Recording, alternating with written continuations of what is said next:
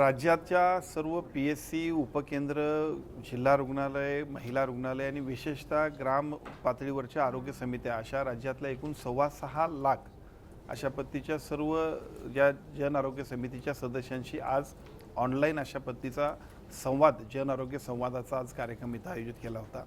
या कार्यक्रमामध्ये एका बाजूला गाव पातळीवरच्या आरोग्य कमिटीचे सर्व सदस्य आणि त्याचबरोबर मान्यवर मंत्री महोदय, मान्यवर आमदार महोदय, ज्येष्ठ आमदार महोदय असे सगळेच लोकप्रतिनिधी सुद्धा उपस्थित होते। यांच्या माध्यमातून प्रत्यक्ष गाव पातळीवर चाललेल्या आरोग्याच्या सेवा अधिक बळकट करणं, ज्या सूचना आहेत त्या सूचनांचं अंमलबजावणी प्रत्यक्ष करणं आणि गावागावामध्ये केवळ पी-एस-सी आणि उपकेंद्र बांधून उपयोग नाही, तर तिथं दर्जेदार सेवा देण्यासाठी अजून चांगल्या पद्धतीनं आम्ही आरोग्य विभागानं काय केलं पाहिजे यासाठी जन आरोग्य समितींच्या माध्यमातून एक लोक चळवळ आम्ही उभा करतोय।